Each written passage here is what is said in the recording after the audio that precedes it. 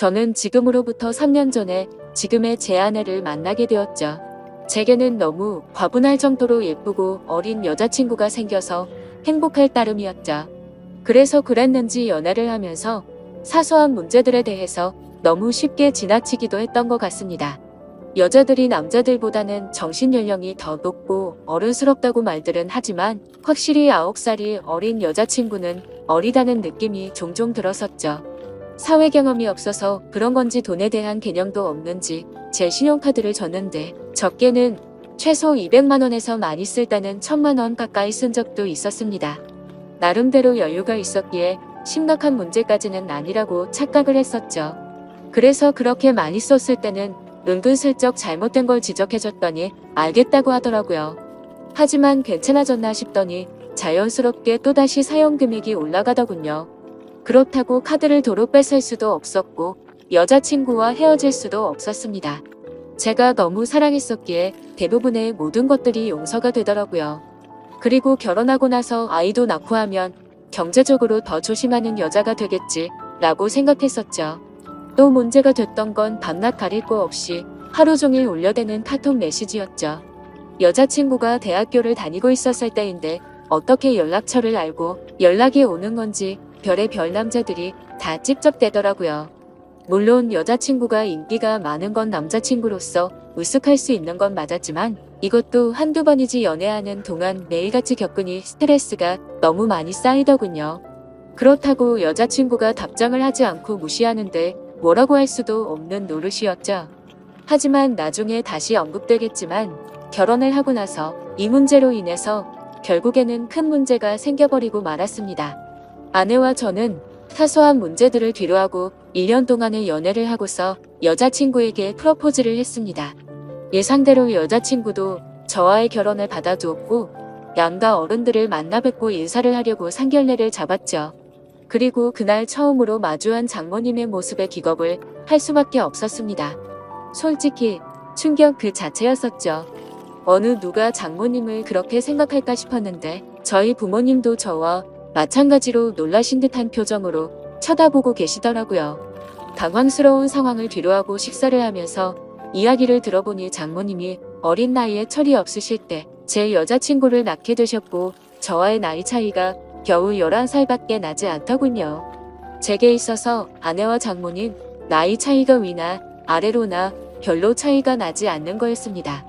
하지만 장모님과 저를 놓고서 겉으로 보면 제가 오히려 더 나이가 많아 보일 정도였습니다. 그동안 여자친구가 왜 이렇게 예쁘고 동안인가 했더니 어머니를 닮아서 그랬던 거구나 싶더군요. 그렇게 상견례 자리는 서로가 기분 좋게 이야기는 오고 갔지만 장모님께서는 내심 걱정이 많이 되셨던 것 같더라고요. 아내와 제가 나이 차이가 많이 나서 아내가 저를 제대로 이해하고 감당은 할 수가 있을까 하는 그런 생각들이 있으셨던 거죠. 심지어 저희 장모님은 이른 나이에 결혼을 실패하신 미혼모셨기 때문에 더 그랬던 것 같습니다. 장모님께서도 제 여자친구처럼 어린 나이에 섣부른 판단으로 결혼을 하게 되었고 제 아내를 낳으셨는데 결국에는 그 결혼 기간이 오래가지 못해서 좋지 않게 끝나버리고 말았던 거죠. 그래서 걱정이 더 크시다는 걸 알 것 같았고 그 마음이 잘 헤아려졌으나 저는 장모님께 말했습니다. 제가 나이에 비해 나름대로 산전수전 다 겪어봤고 나이도 많은 제가 여자친구를 잘 이해해주면서 예쁘게 살겠다고 했고 저를 믿고 맡겨달라고 말씀을 드렸죠. 그러자 다행히도 장모님은 그제서야 조금은 걱정을 덜어주셨고 기분 좋게 상견례 자리가 끝이 났습니다. 그날 이후 여자친구와는 1년의 짧은 연애 기간을 마침표를 찍고서 곧바로 결혼식을 올렸습니다. 그야말로 누가 보더라도 초고속으로 결혼을 한 거였죠. 요즘에는 10살 정도 차이 나는 커플들이 흔하다 싶을 정도로 많았는데 그런 커플들을 보며 인고 부부들처럼 잘들 사니까 크게 문제될 거라는 생각은 없었습니다.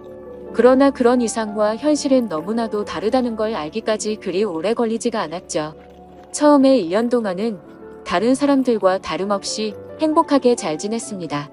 하지만 결혼 전부터 문제였던 다른 남자들의 연락이 문제였던 거죠.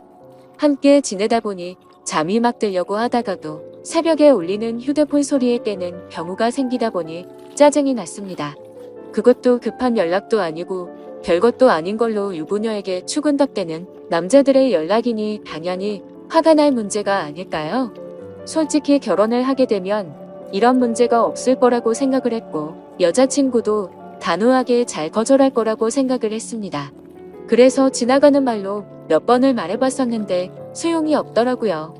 휴대폰 연락처를 바꾸라고 하면 어릴 때부터 쓰던 번호라서 그럴 수가 없다고 했고 개인적으로 하는 소셜 계정이라도 없으면 덜하지 않겠냐고 하니까 그러기가 싫다더군요. 왜 가정주부가 그런 것까지 굳이 하려고 하는 건지 물어보니 어린 나이에 시집와서 이런 거라도 안 하면 우울증이 올 것 같다더라고요. 아내의 그 말이 너무나도 황당했습니다. 결혼 전에는 또래 친구들이랑 놀기 싫고 빨리 결혼해서 화목한 가정을 이루고 싶다더니 말이죠. 심지어 정말 다른 사람들과 비교했을 때 부족할 거 전혀 없게 다 해줬다고 생각했는데 너무 큰 배신감이 들었습니다. 저는 아무리 많이 벌어도 한 달에 300만 원을 쓸까 말까인데 아내는 한 달에 평균 700만 원은 넘게 쓰면서도 우울할 수가 있는 거구나 싶더군요. 그래서 그냥 사소한 다툼으로 문제를 키우기 싫어서 그냥 넘어가려고 마음을 먹었습니다. 그나마 바람이라도 피지 않는 게 어디겠냐라며 생각을 하고 참았었는데 제가 너무 멍청했던 거죠. 그날 이후로 평소와 다름없이 지내던 중 회사 미팅으로 인해서 백화점을 갔던 날 결국 사건이 터지고 말았습니다. 그 백화점은 평상시에 아내가 자주 가던 곳이었기에 혹시라도 아내가 오늘도 그곳에 왔으며 같이 밥이라도 먹으려고 어디냐고 연락을 했더니 집이라고 하더라고요. 그래서 알겠다고 대답을 하고 나서 백화점 직원과 회의를 시작했고 1시간 정도 뒤쯤 회사로 가려고 하는데 익숙한 모습이 보이더군요. 혹시나 하는 마음에 자세히 보니 제 아내가 맞았습니다. 그것도 옆에는 누가 봐도 잘생기고 키가 큰 훈훈한 젊은 남자와 말이죠. 순식간에 피가 거꾸로 솟는 기분에 당장 뛰어가서 난리를 치고 싶었지만 옆에는 미팅을 같이 한 백화점 직원과 제 회사 직원이 있었기에 그럴 수가 없었습니다. 저는 두 사람에게 급한 일이 생겼다고 말하고는 다리를 피해서 조용히 아내를 뒤따라갔죠. 일단 제가 오해를 하는 걸 수도 있고 나중에 혹시라도 모른다는 마음에 증거를 확보하려고 사진을 찍었습니다. 제발 제가 착각하는 거라고 믿고 싶었지만 그런 바람은 이루어지지가 않더군요. 잠깐 동안 따라다녔지만 마치 연인처럼 팔짱을 끼는가 하며 남자 신발부터 시작해서 화장품이며 옷을 사서는 죄다 그 남자에게 선물을 하고 있더라고요. 그것도 제가 열심히 일해서 번 돈으로 말이죠. 그동안 제 것을 종종 사왔기에 카드 내역을 보면서도 단 한 번도 의심을 해본 적이 없었습니다. 그렇게 아내와 그 남자는 백화점 쇼핑을 마치더니 겁을 상실해버린 건지 너무나도 자연스럽게 팔짱을 낀 채로 엘리베이터로 향하더군요. 솔직히 그때 많은 고민을 했습니다. 분노가 머리 끝까지 치밀어 올라서 당장 달려가서 난리를 칠까도 생각했지만 이혼을 해야겠다 라는 생각이 들었기에 억지로 참으면서 따라갔습니다. 다행인지 아닌 건지는 참 모르겠지만 그 둘은 다른 연인들처럼 데이트를 하는 것 같더니 밥을 먹고서 각자 헤어지더군요.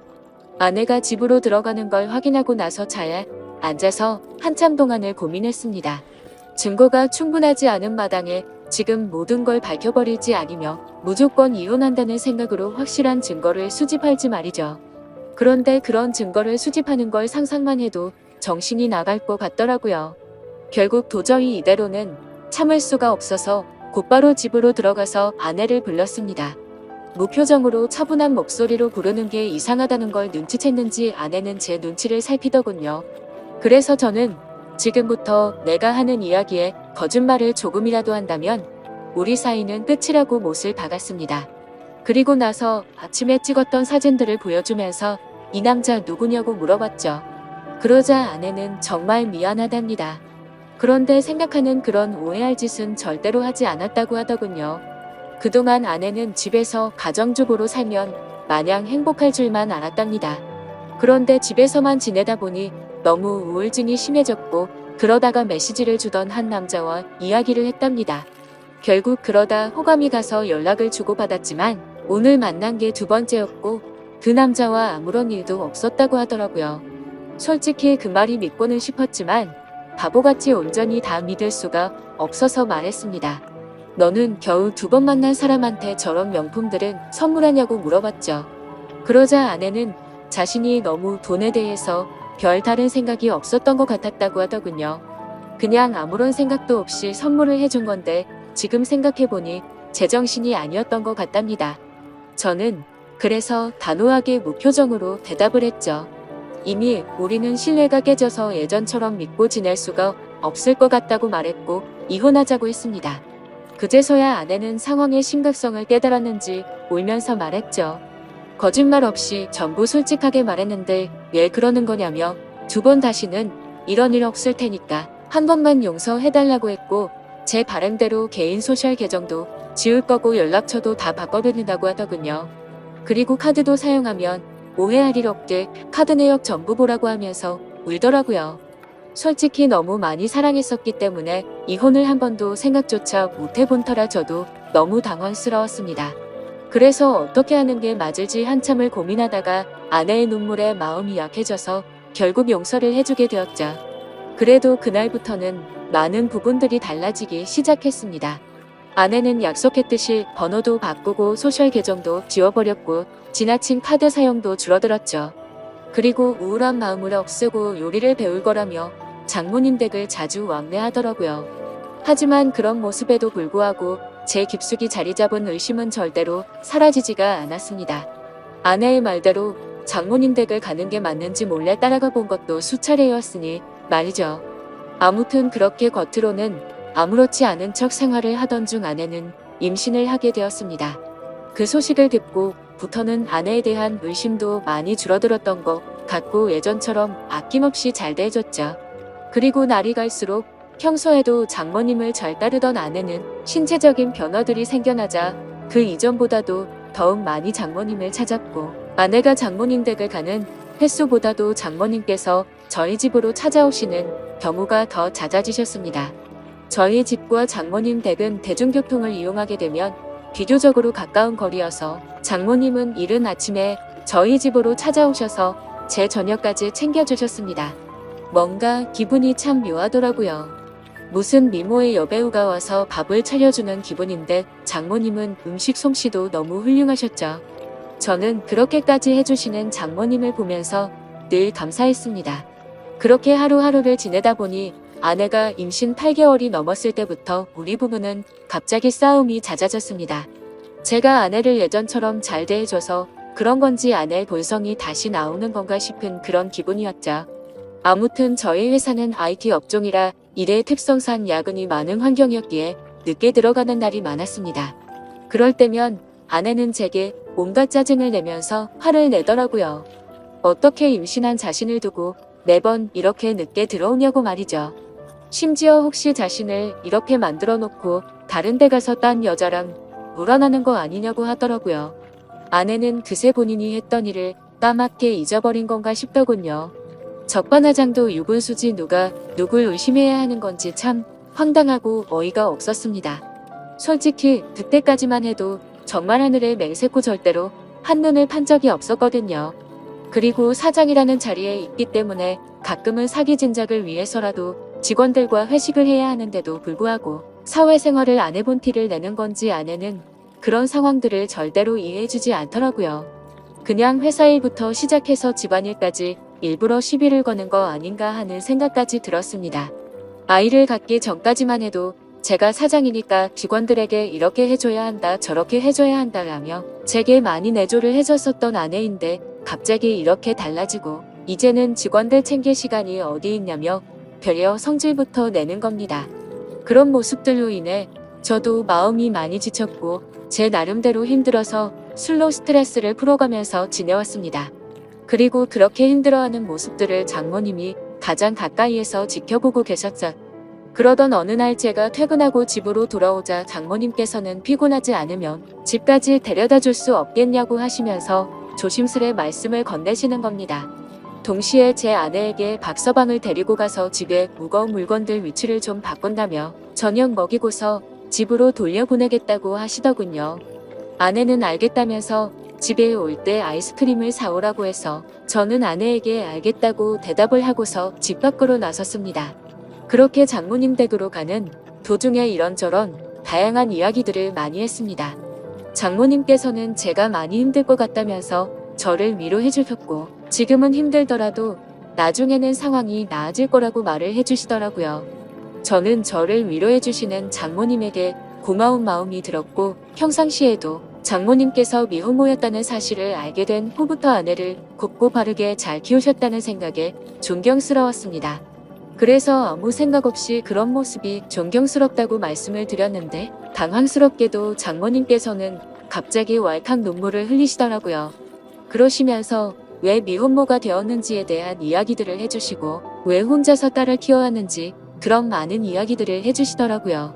저는 그런 장모님을 보면서 어린 나이 때부터 마음고생이 심하셨겠구나 생각도 들었고, 장모님이 이제는 제게 마음을 많이 열어줬구나 라는 생각을 하였습니다.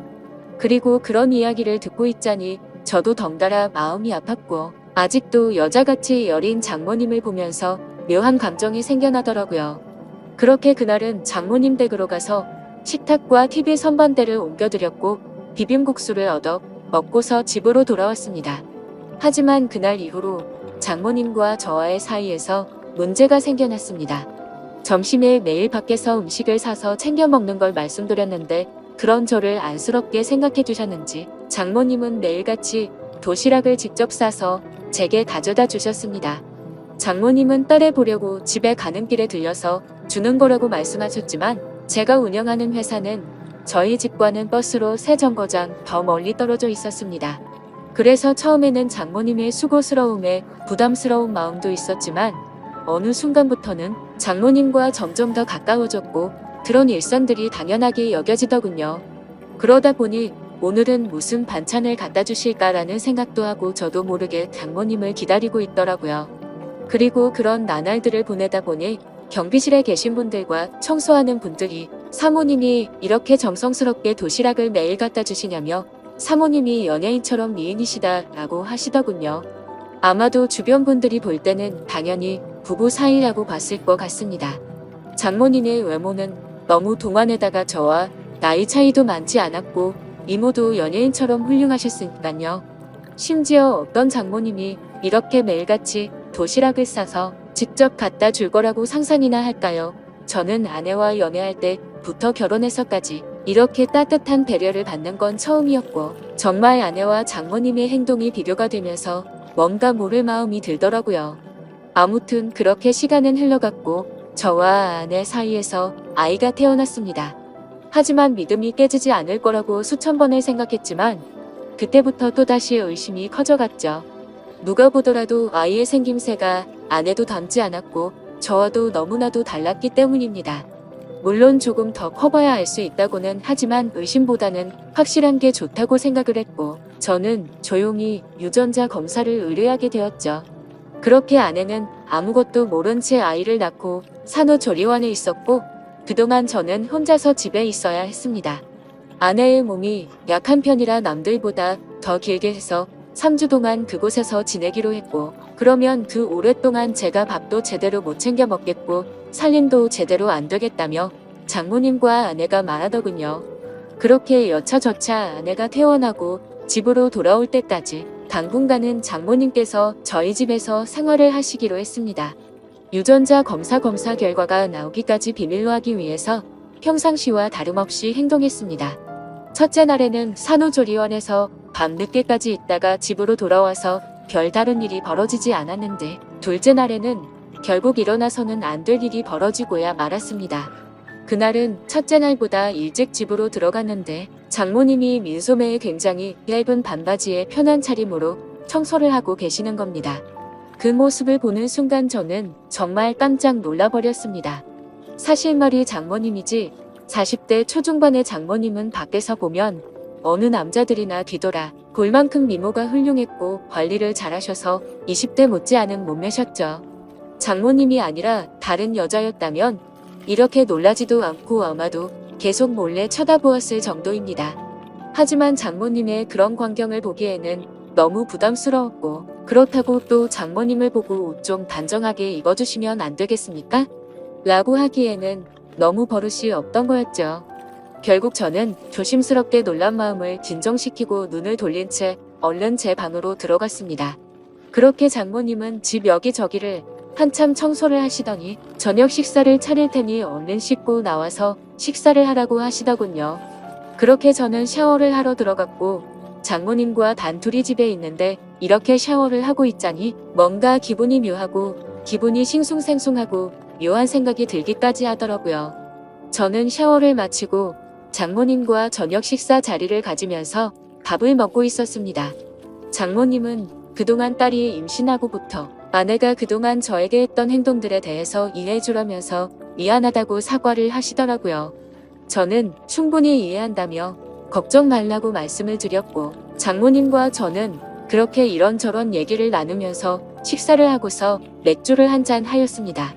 한 병이 두 병이 되고 두 병이 세 병이 되고 점점 마시다 보니 장모님과 저는 금세 술에 조금 취하게 되면서 그때 이미 저희 둘 사이의 아내의 존재는 서서히 흐려지기 시작했습니다. 마치 오래 만나온 이성 간의 친구처럼 장모님이 점점 더 예뻐 보였고 기분이 좋아졌습니다. 어쩌면 아내와 매번 느끼고 지내던 세대 차이를 장모님과는 전혀 느껴지지 않았고 그렇게 긴 대화를 주고받았던 것 같습니다. 냉장고에 있던 맥주들도 다 동이 나게 되었고 오래간만에 술이야 뭔가 부족하더군요. 그때 눈에 띈 건 진열대에 놓여있던 양주였고 그 양주를 열면서부터 저희 둘의 경계선도 열리게 되었습니다. 40대 초중반의 나이의 얼굴은 30대 못지 않고 또 몸매는 20대도 부럽지 않을 만큼의 장모님은 누가 봐도 관리를 잘했기에 그동안 저도 몰래 키워왔던 제 마음이 저도 모르게 생겨나기 시작했습니다. 술에 잔뜩 취해버려서 식탁에 엎드려 자고 있는 장모님을 보고 있는데 정말 피부가 뽀얗고 잡티 하나 없이 너무 예뻐 보였습니다. 그래서 저도 모르게 아내가 아니라 장모님을 만났으면 어땠을까요? 라고 했고 잠들어 있는 장모님을 앞에 두고 모든 사실을 터놓고 하소연을 했죠. 결혼 후에 아내에게 있었던 일에 대해서 말을 했고 믿음이 없어졌다는 사실과 장모님의 행동들이 너무 설레어서 이제는 내 감정과 마음을 모르겠다는 말을 했습니다. 그리고 결정적으로 유전자 검사를 했다는 사실까지 말을 해버린 거죠. 그 말을 꺼내고 나서는 아차 싶어서 봤지만 아무런 미동조차 없는 장모님을 보면서 안심을 했고 더 이상 실수를 해서는 안 되겠다 싶어서 방으로 들어가서 잠을 잤습니다.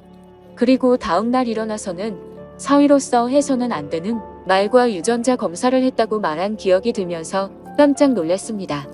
혹시나 하는 마음에 얼른 거실로 나가보니 장모님은 전날에 술을 너무 마셔서 기억이 없다면서 정리가 안 된 술자리를 정리하고 계시더군요. 저는 속으로 한숨을 내쉬며 한편으로는 다행이라고 안심하면서 어색하지 않은 티를 내려고 TV를 봤습니다. 그날은 아내 출산으로 인해 회사를 쉬고 있어서 집에 있었는데 점심때가 다 되어서 장모님은 아내에게 다녀온다며 집 밖으로 나가셨습니다. 그래서 저는 조금은 편안해진 마음으로 조금 더 쉬고 있었습니다. 그날은 어제 있었던 일로 인해 아내에게 죄책감이 몸둘바를 몰라서 차마 얼굴을 걸어갈 수가 없겠더군요. 그렇게 저는 반성을 하면서 집에서 있었고 시간은 자정이 다 되어갔습니다. 아무래도 장모님께서는 아내와 같이 있으려나 보다 하고서 잠자리에 들려고 방에서 누워있는데 문 여는 소리가 들리더니 장모님이 자정이 조금 넘어서 집으로 들어오시더군요. 어딜 가서 술을 드신 건지 취하셔서 술 냄새가 진동을 하더라고요. 저는 술에 취한 장모님께 인사를 드렸고 장모님은 스스로 방으로 들어가서 누우셨습니다. 그렇게 잠에 드시는 걸 확인하고 저도 제 방으로 들어와 잠을 자려고 돌아서는데 갑자기 장모님이 저에게 어제 자신에게 했던 말에 대해서 할 말이 없냐고 하시더군요. 내가 어제 잠든지 알았냐며 어떻게 내게 그런 말을 할 수가 있냐고 하더라고요. 저는 정말 깜짝 놀랐고 혹시라도 아내에게까지 이 얘기를 하신 건 아닐까 너무나도 놀랐습니다. 곧장 저는 장모님에게 다가가서 무릎을 꿇고 빌었습니다. 그리고 솔직하게 말했습니다. 그동안 아내에게 받아온 내조와 다르게 장모님이 해주시던 배려가 너무 좋았다고 했죠. 그리고 사람 감정이라는 게 제 마음대로 되는 것도 아니고 그저 술에 취해서 헛소리를 한 거라고 말했습니다. 더 이상 감정 키워나가는 일 없을 테니 걱정 말라고요.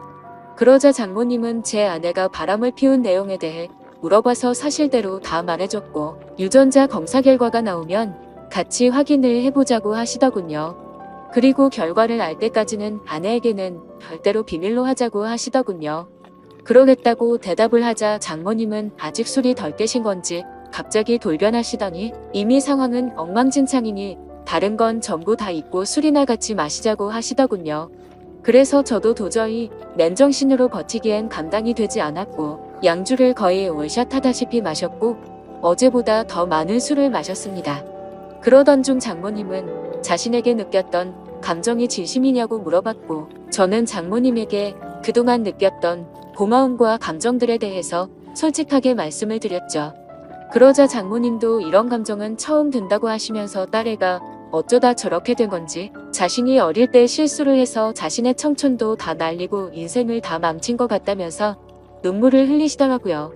갑작스러운 모습에 놀라서 얼른 눈물을 닦아드리고 다독여드리다 보니 또다시 묘한 기류가 흘러버렸죠. 결국 장모님과 저는 절대로 가져서는 안 될 서로의 감정을 알게 되었고 아마도 그날 이후로 아내에 대한 생각과 죄책감은 사라지고 없어진 것 같았습니다.